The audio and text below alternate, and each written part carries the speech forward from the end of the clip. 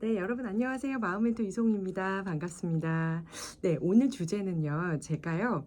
나르시스트 부모들이 상담센터에 왜 오는지, 나르시스트 부모들이 상담센터에 오게 되는 경우에 공통된 특징들이 있거든요. 그래서 그걸 가지고 오늘 여러분들하고 얘기를 해보려고 해요.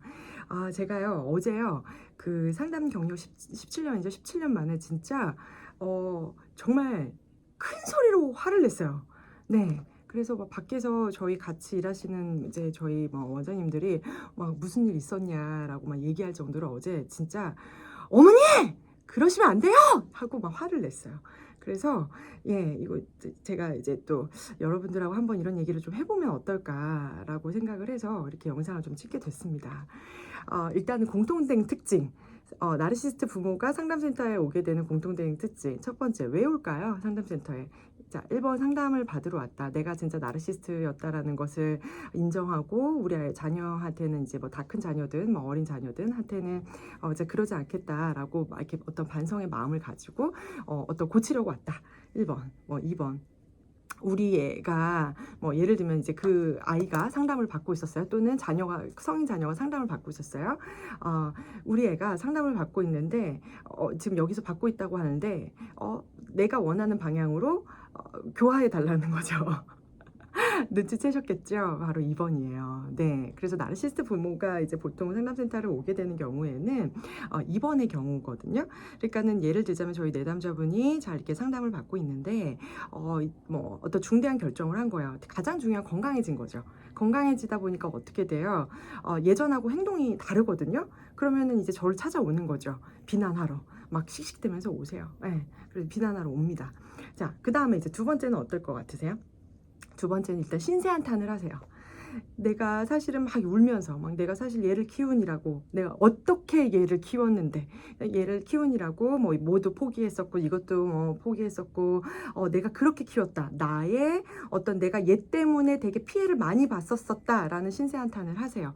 그 다음에 이제 두 번째는 뭐냐면 자식이 여럿인데 어디서 학원 다니시나 봐요. 자식이 여럿인데 유일하게 얘 하나만 내가 바라보고 살았다. 다른 애들은 내 어떤 몫을 제대로 못 해줬는데 유일하게 얘만 그래도 잘 자랐고 내 마음을 이해해주는 뭐 아이였었다.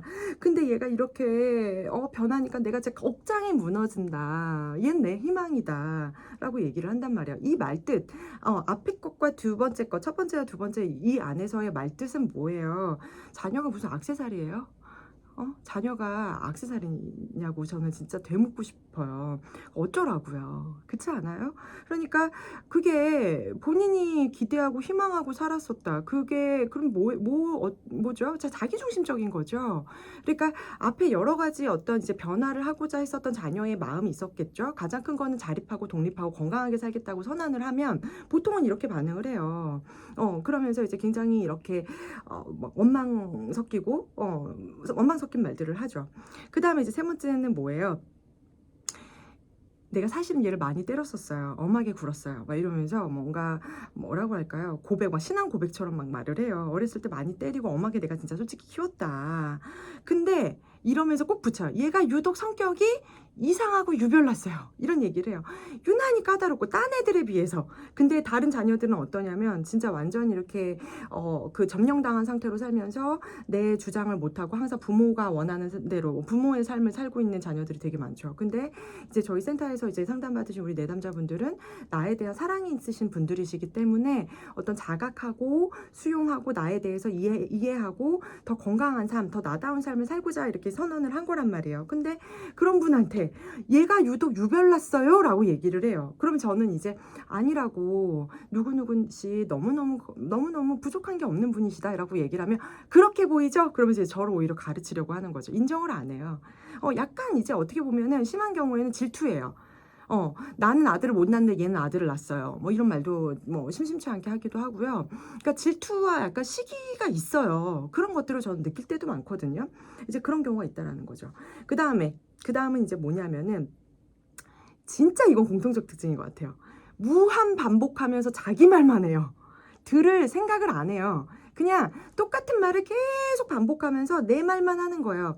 기본적으로 어때요? 나르시스트 부모도 공감이 결여돼 있단 말이에요. 공감이 안 돼요. 그래서 내 말만 하는 거예요. 그리고 반복적인 말. 그러면은 정말 지긋지긋하잖아요.